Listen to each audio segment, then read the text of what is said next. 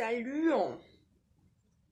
Comme promis, aujourd'hui je vais vous faire ma petite histoire avec Athéna parce que j'ai la motivation de vous faire une vidéo vu que je suis sortie pour faire le repas du réveillon avec ma grand-mère, même si je fête pas Noël, ça lui tenait à cœur que je sois là et je l'adore de tout mon cœur donc j'y étais. Donc bon, j'ai un peu la patate et tout. Mademoiselle est en train de faire sa sieste après m'avoir cassé les couilles pendant une demi-heure donc je peux pas vous la montrer dès l'intro. Donc j'espère que d'ici que je finisse la vidéo, même si je crois pas que ça se dise, elle sera là pour que je vous la montre. Même si vous savez tous la gueule qu'elle a, vu à quel point je vous spam voter elle avec sa gueule. Alors pour ceux que ça trigger de voir des clubs, je m'excuse, vous risquez de me voir fumer dans quasi toutes mes vidéos parce que même si j'ai l'air super à l'aise et tout, c'est un peu un steam pour moi, genre ça me détend quand je parle. Même socialement, quand je suis avec des gens, j'ai tendance à fumer encore plus. Parce que ça m'occupe et tout et ça me détend de fumer. Du coup voilà. Encore une fois la vidéo n'est pas travaillée, j'ai juste écrit les petits points que j'ai à aborder. Donc ça risque d'être un peu décousu, mais je vais essayer d'aller d'aller dans le vif du sujet et on va commencer tout de suite. On va commencer par le contexte. Moi, ça faisait 1 an que je voulais adopter un Maine Coon, en sachant que j'ai jamais particulièrement aimé les chats, même de base que je les détestais. Que ce soit physiquement, je les trouvais pas genre super beaux ou quoi, j'ai toujours préféré les chiens. Et même en termes de caractéristiques comportementales ou quoi, j'aimais pas trop les chats.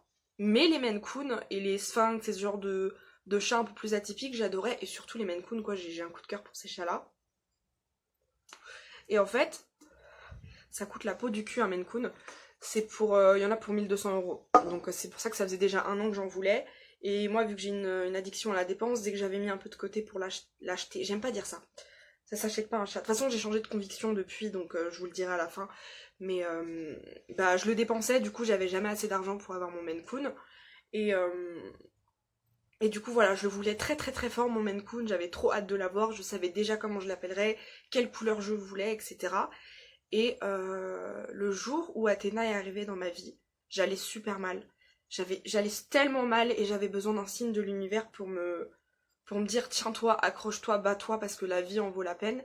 Et ce soir-là, mon frère, aux alentours de 23 h, on était le 3 novembre je crois, on était un vendredi soir, il est arrivé à la maison, pendant que j'étais dans la cuisine en train de faire du libanais je crois, je faisais des falafels et tout.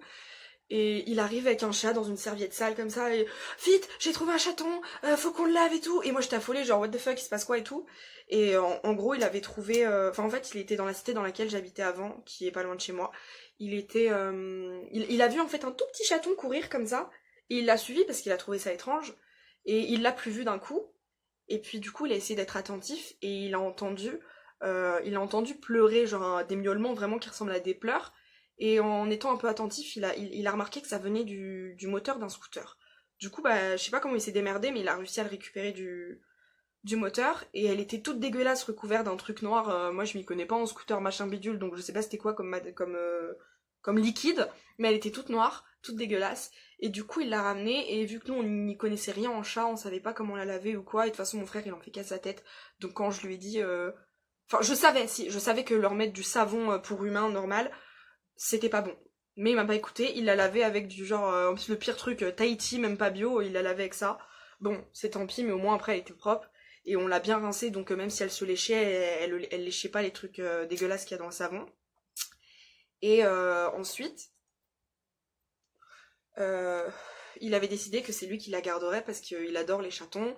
Il s'est dit c'est moi qui l'ai trouvé, c'est mon chat. Et puis moi, drama queen, de toute façon vous avez dû le voir sur Twitter, ceux qui me suivent depuis longtemps.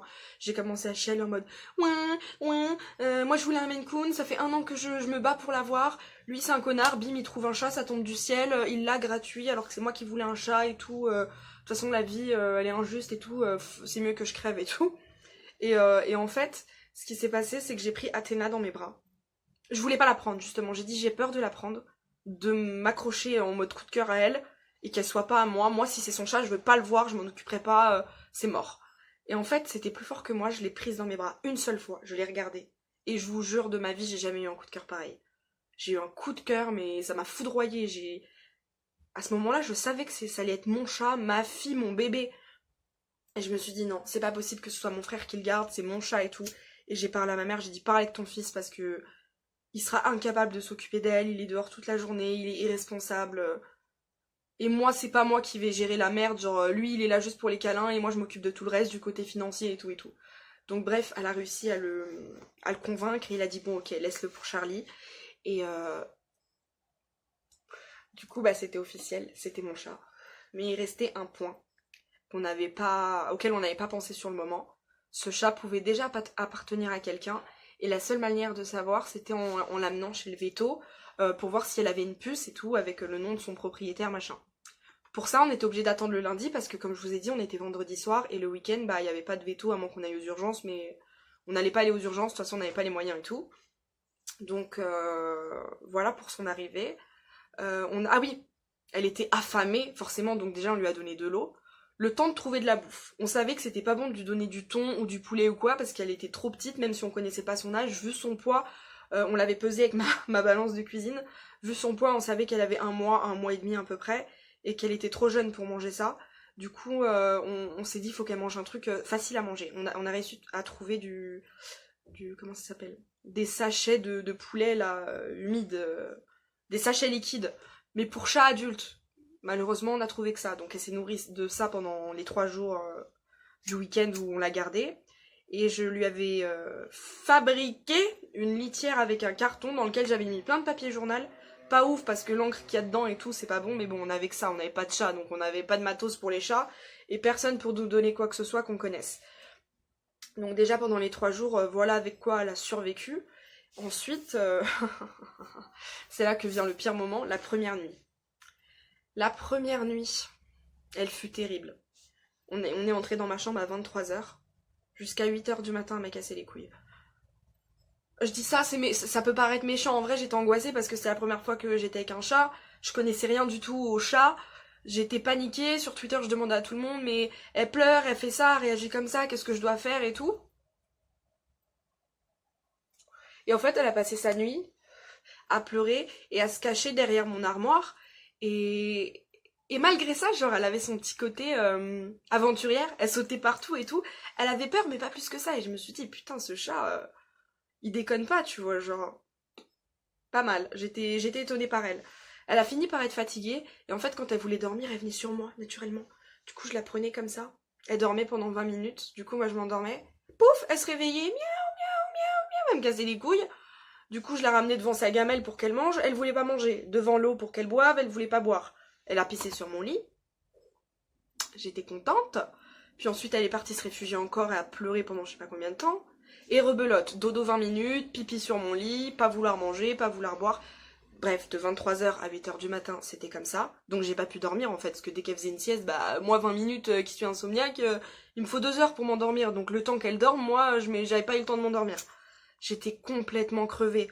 Au réveil, bah on était tous un peu gaga, tous un peu oh là là mon dieu, qu'est-ce qu'on doit faire? On avait peur de mal faire les choses avec elle. Et puis c'est le lendemain qu'on a réalisé, putain, on va peut-être pas pouvoir la garder parce qu'elle appartient peut-être à quelqu'un. Et moi, boum, mental breakdown.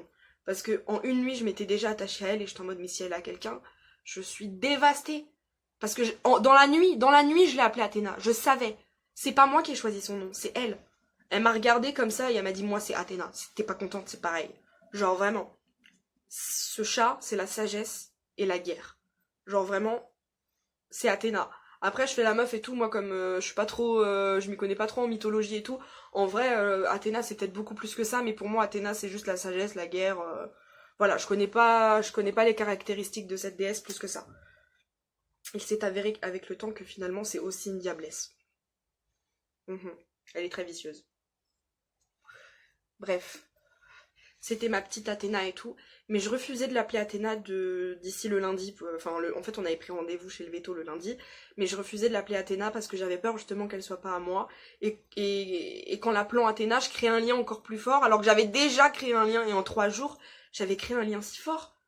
En fait, elle refusait de dormir si elle était pas dans mes bras, c'est-à-dire que dès qu'elle était fatiguée, elle venait sur moi, et ça voulait dire je veux dormir, et ça veut dire que si je faisais un truc, elle venait se poser, bah j'étais comme ça, genre si elle se mettait là, j'étais en mode... comme ça pendant 1 heure, le temps qu'elle dorme. Et elle dormait tout le temps sur moi. Elle passait ses nuits justement sur son oreiller doudou. Je sais pas où il est. Je vous l'ai montré dans l'autre vidéo. Et je pense que c'est parce qu'elle s'est habituée à dormir sur cet oreiller que c'est devenu un peu son truc affectueux qui la réconforte et elle le tète tout le temps maintenant. tout le temps avant de s'endormir, quand elle est stressée ou quoi, elle vient le téter. Et ah oui, il faut savoir qu'avant même qu'on arrive chez le veto, le dimanche, elle était déjà propre. Elle allait déjà faire pipi, caca dans sa pseudo-litière. Elle arrêtait de faire pipi dans les lits. Elle était super aventurière, pas du tout craintive, pas du tout peureuse. Elle jouait un peu partout, elle jouait avec nous. Elle était, en fait, justement, elle avait tellement un comportement comme si elle avait été habituée aux humains. On se dit, c'est pas possible que ce soit un chat sauvage. C'est obligé qu'elle ait déjà appartenu à quelqu'un. Et on perdait de plus en plus espoir que qu'elle appartienne à personne parce elle était tellement adorable, tellement pas craintive et tout comme je vous dis. Et finalement le lundi, elle a été chez le veto. Elle était pleine de puces et de tiques, super.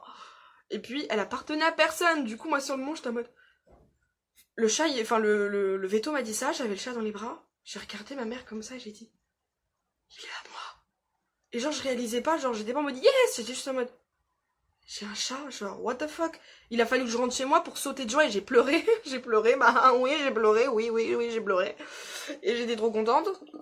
Et du coup, c'est devenu mon chat, j'étais trop contente. Le jour même, j'ai été lui acheter tout ce qu'il faut, une litière, de la bouffe, de la litière, enfin, le bac plus de la litière, de la bouffe, des jouets. Qu'est-ce que je lui ai acheté d'autre? Je sais plus, mais les trucs de base, quoi. Et au fil du temps, je crois une semaine après, ah non, ce jour-là, je lui ai même acheté un mini arbre à chat, tout petit parce qu'elle était trop petite.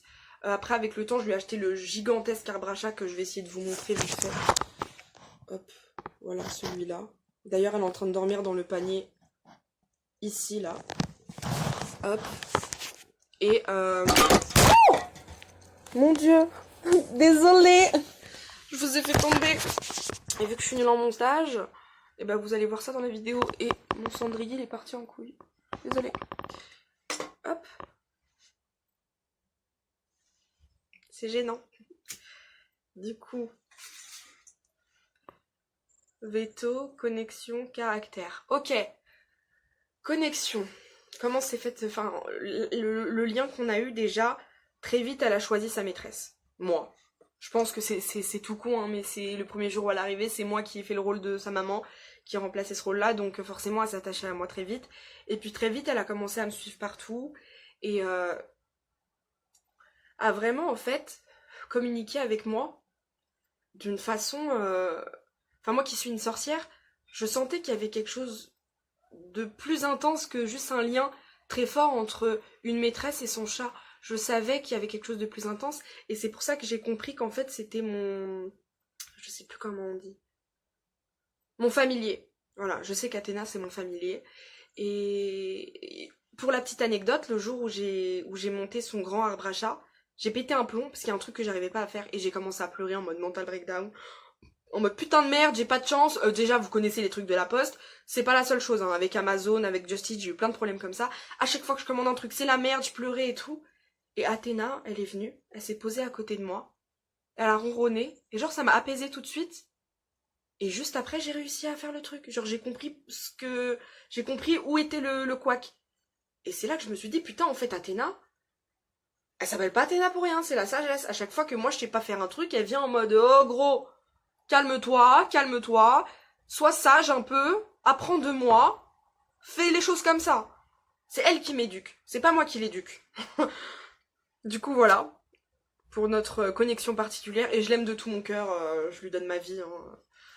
Depuis qu'elle est là, j'ai perdu tellement d'argent, mais c'est de l'argent que je regrette tellement pas d'avoir dépensé entre les frais vétérinaires, la bouffe parce que je lui prends de la qualité, les litières, l'arbre à chat, le machin, les bidules. Dès que je vais dans un magasin, je vois un petit truc, un petit jouet sympa, je vais je prends ça pour Athéna, du cathéter là, non du cater, je sais plus. Bref, l'herbe à chat, je lui prends ça et tout. Alors elle s'en bat les couilles.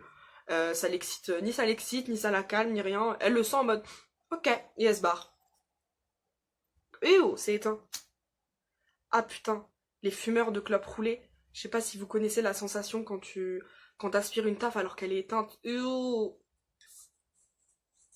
C'est dégueulasse.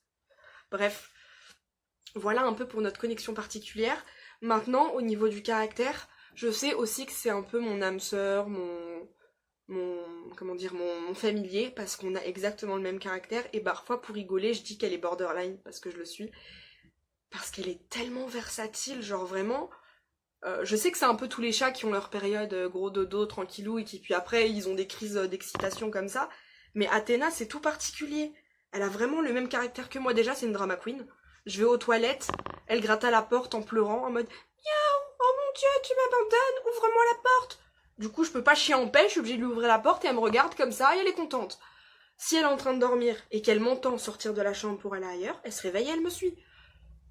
Du coup, bah ça c'est la dépendance affective, ce dont moi je souffre. Le côté drama queen qui exagère tout le temps, bah moi aussi. Dès que tu la portes, alors qu'elle a pas trop envie, elle est en mode oh miaou, oh miaou, oh mon dieu, comme si qu'on l'avait défoncée.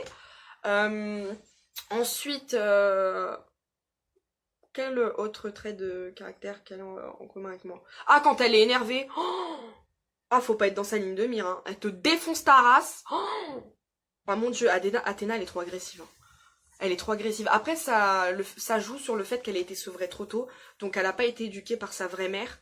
Elle lui a pas appris les bons comportements et tout, donc je pense que c'est pour ça qu'elle a un peu des petits soucis de comportement. Elle se rend pas compte quand elle fait trop mal.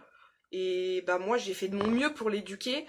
Bon bah j'ai réussi à l'éduquer un peu, mais pas parfaitement, faut croire, parce que elle y va fort quand même, hein. Elle fait mal la pute.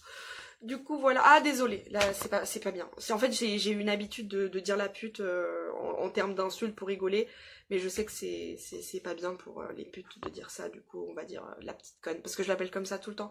Ah petite conne, ah petite conne. Je l'appelle tout le temps comme ça parce que c'est une connasse. De toute façon elle sait que c'est une connasse. Et qu'est-ce qu'elle a comme autre trait de caractère? Elle vu que c'est pas une vidéo travaillée et que moi j'ai une mémoire de merde, là j'arrive pas à me souvenir. Ah oui, bah déjà elle est super affectueuse, parfois elle est trop mignonne, elle est là, elle te montre tout son amour, tu te sens comme la reine du monde, tu te dis oh mon dieu j'ai trop de valeur, elle m'aime trop. Genre hier il y a eu un petit incident, je l'ai blessée sans faire exprès, en fait je lui coupais les griffes parce que j'en peux plus. Et quand elle nous griffe, elle nous défonce. Moi en fait ça va, j'ai l'habitude quoi, je supporte assez bien la souffrance des griffes, mais mes petits frères, elle les démonte. Du coup, je lui coupais les griffes, c'est la 3e fois que je le faisais, donc franchement ça va, je sais gérer, je sais qu'il faut pas couper dans la partie rose et tout, sauf qu'à un moment elle a fait un faux mouvement, et sans faire exprès, j'ai coupé un peu son coussinet, elle a hurlé, ça a un peu saigné, je l'ai bien soigné, eau oxygénée, aloe vera et tout, mais j'étais trop mal, je culpabilisais de ouf, donc j'ai essayé de lui faire un câlin, pour la réconforter, elle s'est pas laissée faire, forcément, bah elle était pas bien, elle s'est barrée, donc je lui ai juste donné ces petits bonbons, les espèces de petits biscuits pour chat, je l'ai laissé dans son coin, je l'ai laissé tranquille, et quand c'était le moment de dormir pour moi, elle est venue se poser à côté de moi, elle a frotté sa tête contre moi et tout, je pense que c'était un peu en mode je t'en veux pas maman, genre je t'aime quand même, et je trouvais ça trop chou, et bref, elle me ressemble trop en termes de caractère. Et d'ailleurs, ma mère, bah, qui me connaît, je suis sa fille, elle me dit tout le temps putain, les chats ne font pas des chiens, hein. C'est pas ta fille pour rien, t'as choisi le bon chat. Elle est comme toi, c'est une casse-couille, en même temps elle est adorable, elle est trop rigolote. Bref, oui, je me jette des fleurs, oui. Du coup, voilà, elle est comme moi. Et sinon, pour revenir sur ce que je disais à propos des Maine Coon, quand j'ai dit acheter un Maine Coon, je me suis un peu déconstruite à ce niveau-là et j'ai compris que c'était problématique d'acheter un animal déjà et aussi d'adopter un animal alors que justement il y en a plein comme ça qui ont besoin de famille, qui sont à la SPA et tout, et on peut sauver tellement de chats et on se permet de... Après je juge pas les gens qui le font, j'allais moi-même le faire. Elle a coupé comme d'hab. Je disais peut-être que je dis tout ça et qu'au final un jour j'adopterai un Maine Coon, mais franchement je me suis rendu compte que éthiquement c'était pas ouf. Il y a beaucoup de chats qui ont besoin de famille et voilà, aller acheter un chat, je trouve ça moins, je trouve ça pas, c'est pas top. Bref, c'est mon point de vue, chacun pense comme il veut, je juge pas les gens qui le font, mais moi je me suis rendu compte que c'était pas terrible de faire ça. Et même le principe d'acheter un être vivant, je trouve ça un peu bizarre. Bref. On va conclure sur le fait que Athéna et moi, c'est le grand amour. Je l'aime de tout mon cœur. Je la considère vraiment comme ma fille. C'est un peu hors sujet, mais j'ai toujours voulu avoir une fille, une fille humaine. J'ai toujours voulu voilà, avoir une fille. Je veux plus avoir d'enfant finalement. Et je me suis... Enfin, en fait, elle me suffit. C'est mon seul enfant. Et j'aurai peut-être un autre chat et ce sera super et ce sera un autre enfant. Mais en attendant, Athéna me suffit. C'est l'amour de ma vie.